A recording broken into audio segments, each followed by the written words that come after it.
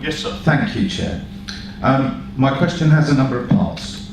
How much will this engagement, the travel impact analysis, the equality impact analysis, the engagement and then going on to the consultation, how much will that cost to the taxpayer?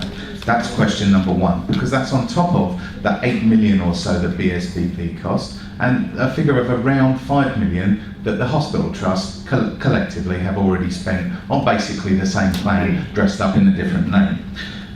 The next question, and this was raised earlier in the meeting, you've distributed a register of interests of yourselves, and forgive me for naming names here, but the very name that was mentioned, Charlotte Keeble, a quick look on Companies House shows that there is a Charlotte Emma Keeble, who is a director of Charlotte Emma Keeble Consulting Limited, company number 102949884. Now it's very easy to find that one as it happens, but there's loads of other names on there that we've got no idea who those companies are. How are we supposed to know if there is a conflict of interest, if it's just a random company name and no link, no company registration number, etc.? So would you please commit to publishing the company details for these interests that have been declared?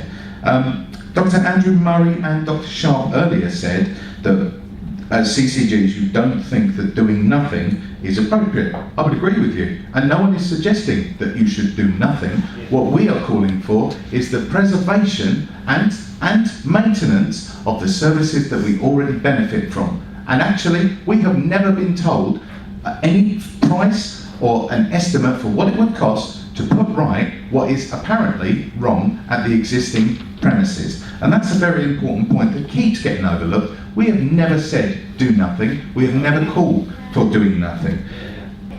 Which of you people here have sought legal advice for whether or not you will find yourself being held personally, legally responsible for the deaths that occur as a direct or indirect result of the decisions that you are taking in the course of your business? I would like to know how many of you have formally sought legal advice for that, please.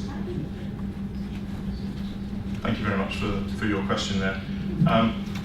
The point on conflicts, the disclosure of conflicts is entirely in accordance with the guidelines set out by the NHS. So that's how it's done. This committee... Sorry, no, it says Charlotte Keeble, company director within another organisation. That doesn't list the company that I just mentioned. That doesn't tell me anything about that other organisation. The whole point of conflict of interest registers is so that we, the public, can satisfy ourselves that there is no conflict and you are not acting in any dodgy way. That's why this stuff is supposed to be published. What's the point saying of another organisation? That doesn't tell me who. That could be a building firm that's going to get the work to build the new acute facility, for all I know. We need the detail. Thank you. I'll move on to the final question. Thank you. Sorry, you haven't answered the other point. The other point's been again? Right, okay. I'll go. Legal representation, yes. All this committee has done is to approve the engagement. Right.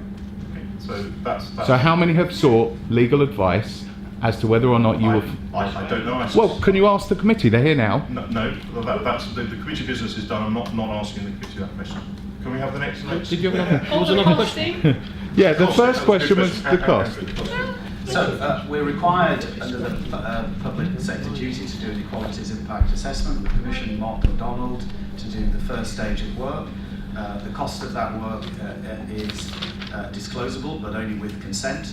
So that would require consent from Mark MacDonald to do that. I can't do that publicly here this evening. I am happy to seek consent from Mark MacDonald for that particular element, and then if they accept that, then we're able to disclose it.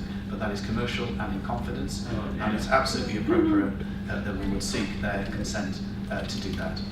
It's public money, of course. That's not my point. I think I've answered the question.